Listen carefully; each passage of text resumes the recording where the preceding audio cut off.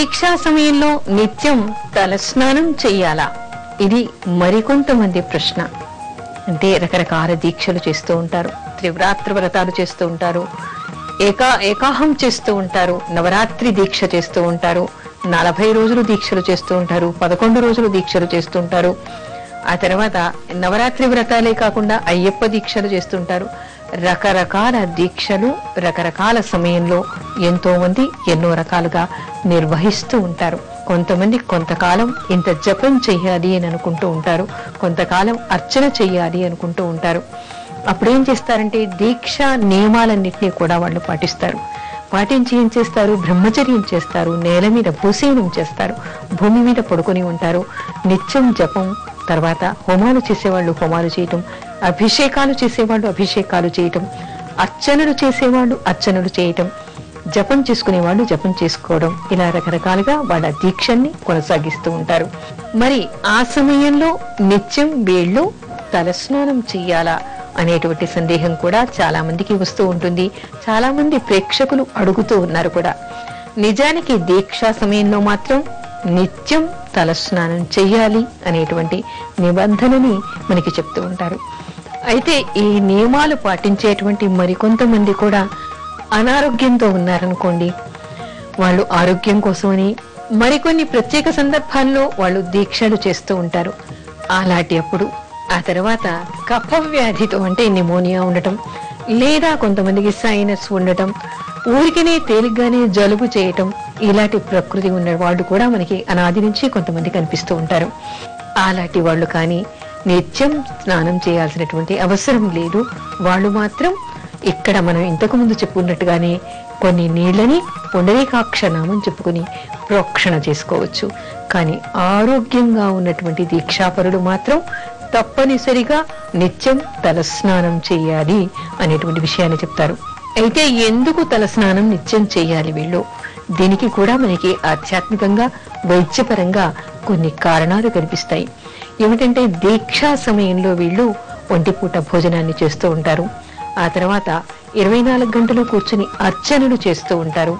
అదేవిధంగా మంత్రోపాసన చేస్తూ ఉంటారు. ఆ మంత్రోపాసన చేసినప్పుడు కానీ, హోమం దగ్గర కూర్చున్నప్పుడు కానీ, అర్చనలు చేస్తున్నప్పుడు కానీ శరీరంలో ఉష్ణ ప్రకృతి బాగా పెరుగుతుంది. మంత్రాలు చేయటం వల్ల, జపించటం వల్ల కూడా వీళ్లలో ఉన్నటువంటి శక్తి బాగా పెరిగిపోతూ ఉంటుంది. ఆ తర్వాత ఉష్ణ ప్రకృతి కూడా బాగా పెరుగుతుంది. అలాంటి సమయంలో దాన్ని తట్టుకోవడం కోసమని, శరీరాన్ని చల్లబరుచుకోవటం కోసం అని చెప్పేసి వీళ్ళంతా నిత్యం తలస్నానం చేయాలి అనేటువంటి విషయాన్ని చెప్తారు. ఇక్కడ కూడా మనకి కనిపించేది ఏమిటి? వైద్యపరమైనటువంటి మేలు చేయటం కోసమే ఇలాంటి నియమాలు ఉన్నాయని తెలుసుకోవాలి. ఎందుకంటే ఎలాగో వాళ్ళు దీక్షలోనే ఉన్నారు, దీక్షల్లో ఉన్నప్పుడు వాళ్ళు పవిత్రంగానే ఉంటారు. అయినా కూడా వాళ్ళు తలస్నానం చేయటంలోని ఉద్దేశం ఆరోగ్యపరమైనటువంటి విషయంగా మనం చెప్పుకోవాలి. అందుకని దీక్షలో ఉన్నప్పుడు ఆరోగ్యంగా ఉన్నటువంటి వాళ్ళంతా కూడా తప్పనిసరిగా తలస్నానం చేయాలి.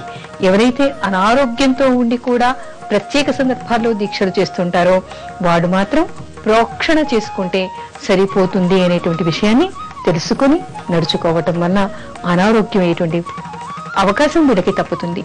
అందుకని ఈ నియమాన్ని తెలుసుకొని పాటించాలి. అందువల్ల ఉపయోగాలు పొందుతారు.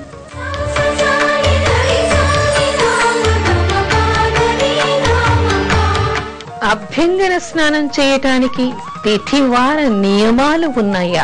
మనకి శాస్త్రం ఈ విషయంలో ఏం చెప్తోంది? నిజానికి అభ్యంగన స్నానం చేయడానికి మనకి చాలా నియమాలు ఉన్నాయి. అదేమిటంటే తిథుల్ని అనుసరించి అయితే ఏకాదశి రోజు కానీ, ద్వాదశి రోజు కానీ, అమావాస్య రోజు కానీ, చతుర్దశి రోజు కానీ ఇలాంటి రోజుల్లో అభ్యంగన స్నానం చేయకూడదు అనేటువంటి నియమాలు మనకి కనపడుతున్నాయి. వారాల్ని అనుసరించి అయితే శనివారం, బుధవారం మాత్రమే అభ్యంగన స్నానం చేయాలని, మిగతా రోజుల్లో చేయకూడదు అనేటువంటి నియమాలు కూడా మనకి ఉన్నాయి.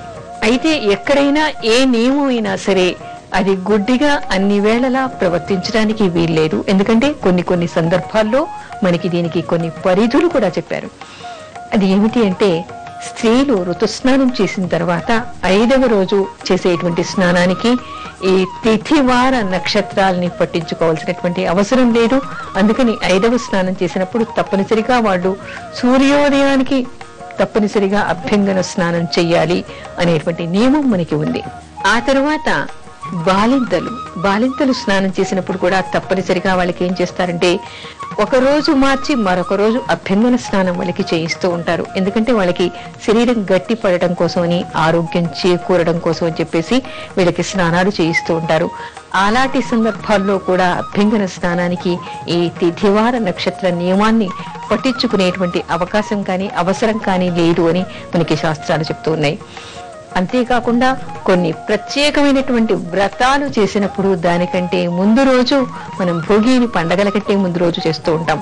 పండగల కంటే ముందు వచ్చేటువంటి సంక్రాంతి సందర్భంలో కానీ, ఉగాది రోజు కానీ మనకి కొన్ని ప్రత్యేక సందర్భాల్లో మనకి భోగి పండగ వస్తూ ఉంటుంది. పండగ కంటే ముందు రోజు, ఆ రోజు వచ్చినప్పుడు అప్పుడు కూడా మనం తిథివార నక్షత్రాలని కానీ ఏవి కూడా పట్టించుకోవాల్సినటువంటి అవసరం లేదు. అంటే ఇవాళ వారం కాదు కదా, ఇవాళ మంగళవారం అని, ఇవాళ ఇంకో రోజని, ఇవాళ తిథి కాదు అని చెప్పేసి ఆలోచించకుండానే అప్పుడు పండగ కంటే ముందు వచ్చేటువంటి భోగి రోజు అభ్యంగన స్నానాన్ని శాస్త్రానుసారంగా తప్పనిసరిగా చెయ్యాలి అనేటువంటి నియమాన్ని చెప్తారు.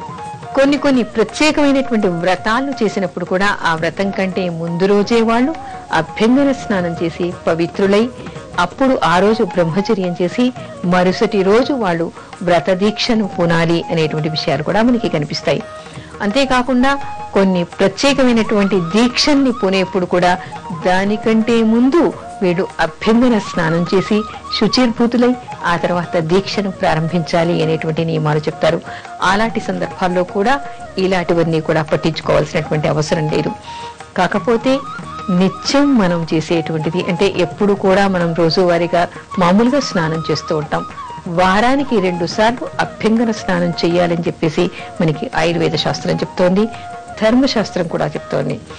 ఇలాంటి స్నానాలకి మాత్రం తప్పనిసరిగా ఈ నియమాల్ని పాటించాలి. ఏమిటి అంటే ఏకాదశి రోజు కానీ, ద్వాదశి రోజు కానీ, లేదా చతుర్దశి అమావాస్యల్లో కానీ ఇలా అభ్యంగన స్నానాన్ని చేయకూడదు. అదేవిధంగా అన్ని రోజుల్లో కూడా అభ్యంగన స్నానాన్ని చేయకూడదు. ఈ అభ్యంగన స్నానాన్ని ముఖ్యంగా బుధవారం, శనివారం తప్పనిసరిగా చెయ్యాలి అనేటువంటి నియమం కూడా ఉంది. అయితే అభ్యంగన స్నానం ఎప్పుడు కూడా ప్రాతకాలంలోనే చెయ్యాలి కానీ మధ్యాహ్న సమయంలో కానీ, సాయం సమయాల్లో కానీ, రాత్రి సమయాల్లో కానీ చేయకూడదు అనేటువంటి నియమం కూడా ఉంది. అందుకని అభ్యంగన స్నానం మామూలుగా నిత్యవారీగా చేసేటువంటి వాటికి మాత్రం తిథివార నక్షత్ర నియమాన్ని పాటించాలి.